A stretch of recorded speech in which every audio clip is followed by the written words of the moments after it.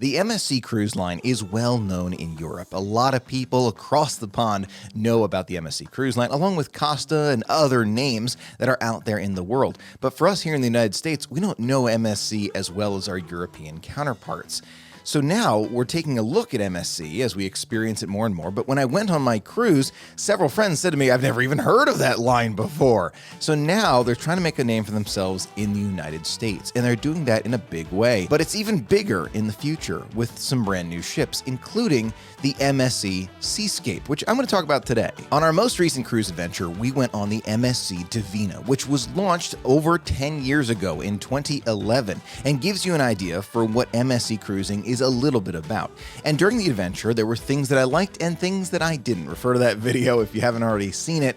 However, there are some things that I was super impressed by. Biggest one, the price. The price of our MSC cruise adventure was a fraction of what I'm used to paying with the Disney Cruise Line. And that's something that I cannot ignore, no matter how hard I try. And I do love Disney Cruise Line. Not trying to say, oh, I don't like it anymore. Not at all. It's just that it's an unbelievable value for what you're getting with MSC. I know there are other budget cruise lines out there. Carnival's a good example. But I really love the idea that MSC has a good standing behind them. They have a great safety record, which is important to me. I felt safe on board the entire time, and minus some activities, language barrier, and some of the food, I felt like I had a spectacular time. Although the MSC cruise line's not the highest priority for me in my mind right now, I want to try other lines, Celebrity and all these others, going to be great in the future, but I keep coming back to it. I keep thinking back, okay, MSC, maybe I do want to get back on it. And wait a minute, what's in their future? And today we're taking a closer look at the MSC Seascape, the brand new ship that is launching very, very soon and coming to Miami. It's going to be here. It's going to be stationed in Miami for 7-night adventures. And I'm going to take a look at some of the price differences here, a very kind of deep dive into the price differences and what they've done to kind of upgrade that experience from a ship that was launched more than 10 years ago. Starting with kind of the top of the wave tops here, if you will, the MSC Seascape kind of has a lot of preview information about it. It's a bigger ship. They've got a lot to do. It's kind of a design difference that they have now, much taller, but it also looks slimmer at the same time when you actually look at the side of the Seascape itself. It's meant to really make you feel relaxed, at peace when you're at the sea and enjoying a lot of fun areas that they're showing in kind of the advertisements that you see throughout their website and on the video that I'm showing you here. A lot of interesting restaurants kind of on the side of the ship, and more information in terms of family fun, right? They got that cool water park where it looks like water play area for the entire family to enjoy, along with some outdoor viewing areas and a lot more. You can rest assured they're going to have a lot of surprises on this ship as we learn more. Recently, we learned that MSC is really pushing hard to get into the family space even more. And we see it with some of the pictures from the MSC Seashore, where you see the junior club here, where kids can have an opportunity to play and enjoy and just have a fun time together. Entertainment throughout the ship meant for the entire family. Different kids areas we have pictures of from the different ships all around, but you get the idea. They're really trying to kind of get towards where the entire family can have fun together. Although we don't have all the information for the Seascape right now, and I have no doubt we'll learn more as we go forward in time, it's no doubt that MSC is trying to get the entire family together. That being said, I want to show you the prices. That's the real value that I find with MSC. You can go out to sea, you can have a great time, you can be there safe, sound, you're good to go and have fun.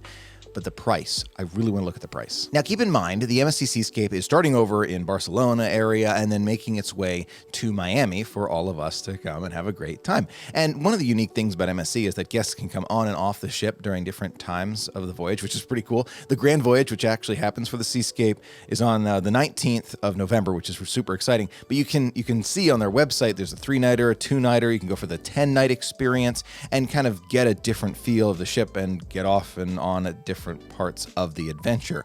But I really want to look at the price for, let's pretend, the 7-night adventure in the Caribbean, one of the earliest cruises that they have. Now, I want to do my best to compare prices as close as possible, right? So we're not really looking at ship, we're looking more at the date and the amount of time and the destination, right? That's what we're trying to compare here when we're looking at price and comparing value. As we jump into this, I want to be super clear. I am not telling you that you should choose one cruise line over another just because of price. You definitely get what you pay for on especially Disney Cruise Line and Royal Caribbean too. There is definite value to going on those cruise lines. I am not questioning that for a moment, and I will be going on those other cruise lines again, despite the fact that it's more expensive, because I feel that it's worth it. But I really want to look at what you're getting for the money as we look at these comparisons. Looking out of Miami, I could not find any 7-night adventures in November for the Disney Cruise Line. But just to give you an example, for 2 guests in an inside stateroom, we're looking at somewhere between about $1,700 all the way up to 2 stops at Castaway Cay, which would be closer to $3,000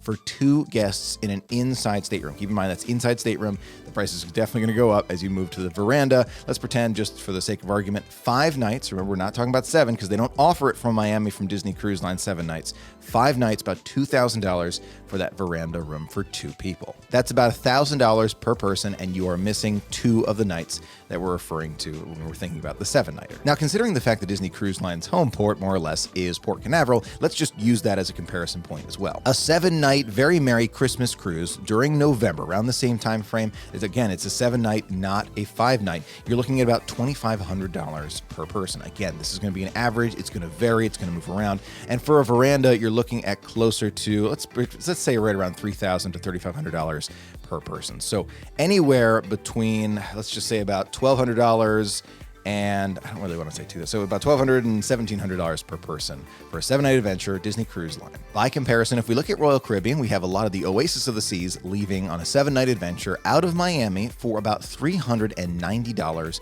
per person, seeing a couple of those for $390. If we move to the veranda, $588 per person. That would make a total trip just about $1,100. So that is already a significant savings if you think about the differences between Disney and Royal Caribbean. You could definitely go on 2 Royal Caribbean cruises for the price of 1 Disney cruise. The biggest difference here doesn't go to Castaway Cay, but that's not what we're talking about today. Let's look at the MSC cruise line. Now, I want to be very clear. We're comparing the Oasis of the Seas, which is a little older, to the Disney Cruise Line, whether it be the Fantasy or the Dream, right? So there's a difference there in terms of the ages of the ship. But if we compare it directly to the Seascape, which is a brand new ship, I want to say again, for MSC, you're looking at a major difference between Disney. A couple of 7-nighters that they have right around November and December timeframe of 2022, about $450 per person, right? And that's an inside stateroom. If we were to choose a veranda instead of inside, the price definitely does go up. If we look at the lowest cost balcony stateroom for 2 individuals, we're looking at right around $1,300. That's 2 people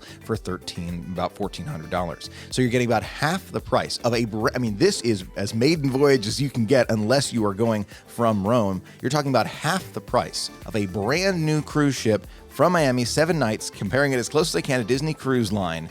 And then you're able to experience this amazing new ship and have a fantastic time and basically save half of your money. Again, not saying that you're going to have the same experience as if you were on the Disney Cruise Line, but just to give you an example, maiden voyage of a brand new ship, half the price of an older ship leaving from Disney Cruise Line. Now, the part that I'm very happy to see is that Royal Caribbean kind of keeps those numbers very close to MSC, right? So about $600 per person for that 7-night for the veranda. So you're talking about a very close number, about maybe $200 difference, depending on, of course, a lot of factors and extras that you get, no question. But it's extremely close to that number. And yes, Oasis of the Seas is not a brand new ship, but you're talking about a bigger cruise line with more activities on board than MSC currently has. So it's clear to say that MSC is here to try and bring in some of those guests who are sailing on some of the other ships and those who really do want to save money on their adventures. Per a video I made just a few days ago, maiden voyages, sometimes I don't recommend them because sometimes they have kinks to work out, but this is a great example of the savings that you can find with MSC. We'll definitely be going on the Seascape someday in the future, be able to experience all of that and start to get that direct comparison between something like Disney Cruise Line or Royal Caribbean to MSC and really start to dive in to the value that you get for your money. The big question here is what is right for you. If you are a first-time cruiser, I used to recommend a 3-night adventure just to kind of get your feet wet, no pun intended. But now I recommend a longer experience for your first adventure, just so you can get a real feeling of that cruise adventure. Which cruise line's best for you? Only you know that. You've had an opportunity to see what it's like on the different ships through the vlogs and through your research that you're continuing to do, I'm sure, by watching these videos.